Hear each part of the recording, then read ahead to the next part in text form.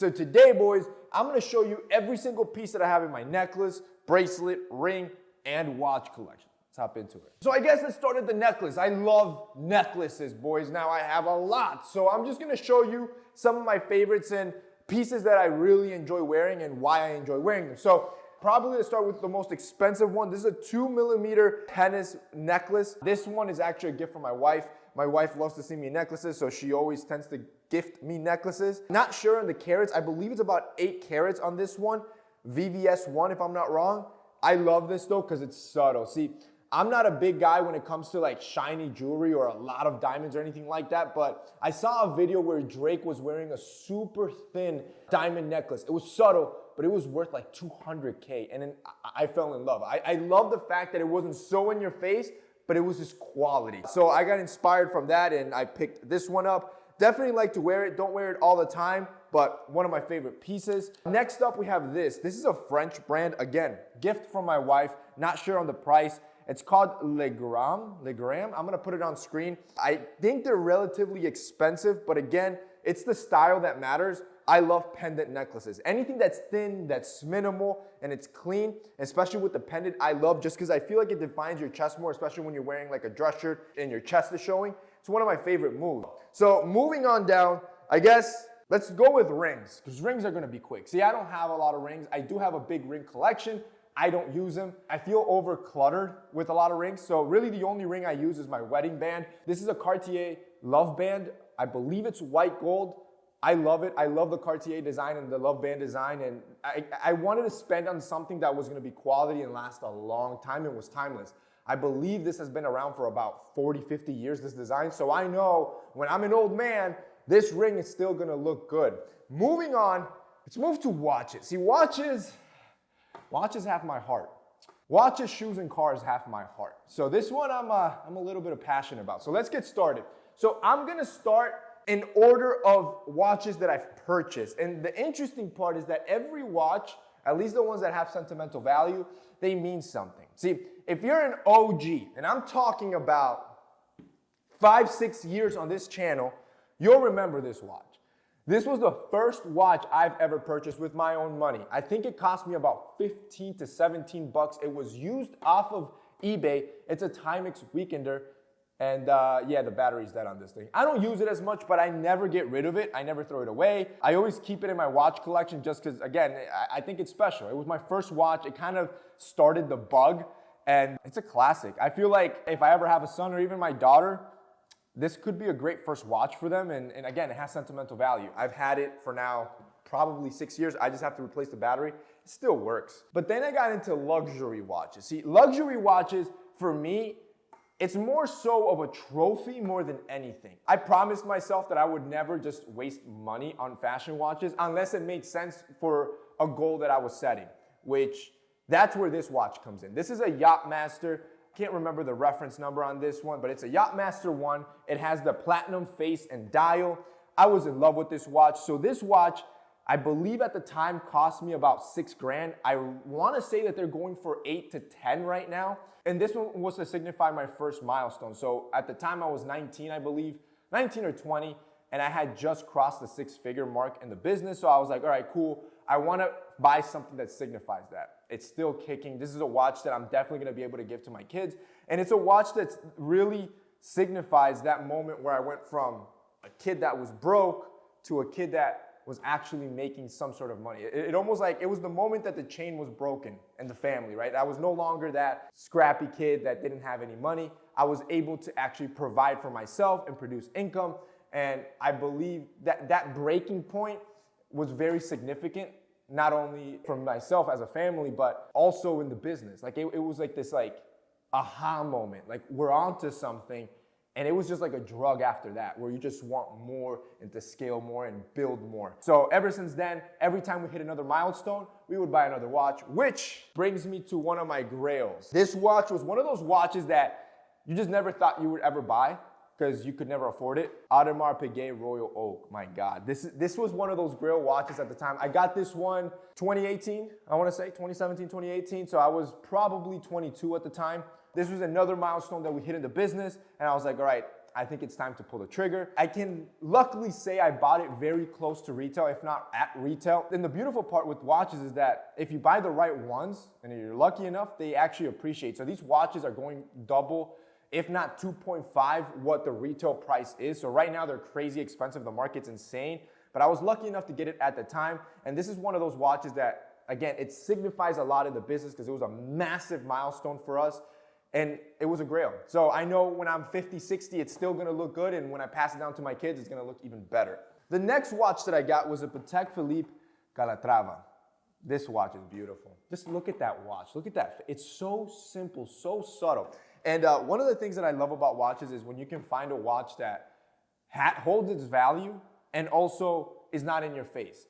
I like Rolex, don't get me wrong, but one of the downsides to Rolex, in my opinion, is that everybody knows, right? So when you wear a Rolex, I feel like it's similar to driving a Lamborghini. You just feel like a douchebag.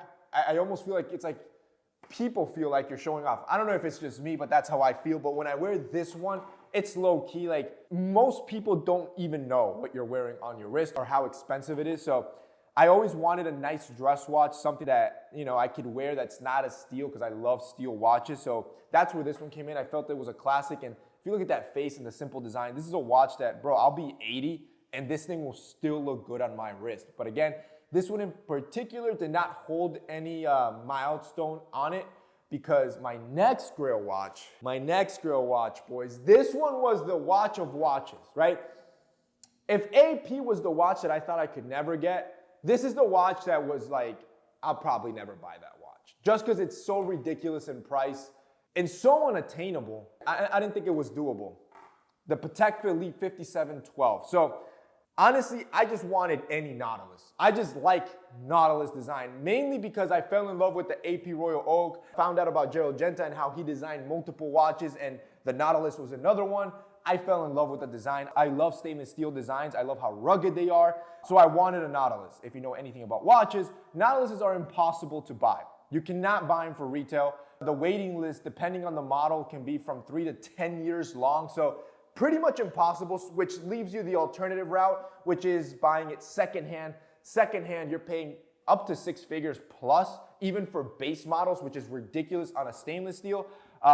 So that was that watch. I thought, you know what, it's never gonna make sense. But it's the watch that I wanted to buy for my third milestone in the business, which we crossed in 2019, believe it or not. Luckily, I was able to develop this relationship with Patek. So I've had a relationship with Patek now for about a year and a half, almost 2 years. Because at the end of the day, Patek doesn't want to sell to anybody that they believe are resellers, or they're just in the business of buying a watch and reselling it. And I'm not in that business. I'm really in the business of buying a watch that I love and then handing that watch down to my kid and telling them the story of what it took to get that watch and why I bought that watch, right? So when it comes to Patek, I completely understand their side. They want people that buy their watches to actually like their watches, like the craftsmanship, like the heritage. And they want people to actually keep it in the family. They don't want people that resell. And I completely understand that. So after actually building that relationship with them and them seeing that I'm legit about it, they were nice enough that they offered me an allocation. And this is the white gold Nautilus. Man, every time I look at this, I smile. Every time I put this on my wrist, I smile. Just because it just seemed like that impossible watch, equal to how impossible the goal that I had in the business was. So I feel like it's just like that perfect watch that every time I look at it, it just throws me back. Like, yo, no matter like how impossible things seem, like it's crazy that I'm living this life and that we've been able to accomplish the things that we've accomplished. So it definitely signifies everything that I wanted it to signify. And when it gets passed down, it's gonna have a lot of meaning. So after that, I'm gonna be honest with you, this is a guilty play. I shouldn't have purchased this watch. I just shouldn't have, but I've always loved this watch. So this one has no gold, no marker, none of that. But Patek Philippe, they decided to bless me so much that I'm grateful. They actually offered me a second allocation, and that was to an Aquanaut 5168G. This is the white gold. So this is not the base, one up above the base model Aquanaut. So it's an Aquanaut in white gold, and this is similar to the Nautilus where it's impossible to get. Again, waiting lists are very long, and if you were to buy it secondhand, it could be up to a 6-figure watch, if not more, depending on the model. So as soon as they offered this to me, I was like, I can't let it go by. This is such a beautiful watch. I've always seen them. I've appreciated them from afar. But I was like, you know what? It's probably going to take another 2-3 years to get one. So when this opportunity arose, I was like, I can't let that go by. Like, if you look at the blue face, it's such a beautiful dial. It's designed so nice. And similar to the Calatrava, most people don't actually know about this watch. So a lot of people know about the Nautilus, not as much as they know about the Royal Oak, and definitely not as much as they know about Rolexes. But the Aquanaut still, in my opinion, has that low-key aspect to it where I would say 90% of the population don't know what the watch is, which makes me more comfortable wearing the watch because you don't look as annoying or like you're trying to flex on anybody. So really love the watch, love the design, and it's a color that I don't have in my collection. I couldn't say no and pass up on it because, again, this is a watch that I'm just in love with the craftsmanship of it. I love the design. It's unique, and there's nothing really like it. And the rubber strap just makes it versatile, especially when I dress really casual. This just works. It pops, and it looks good.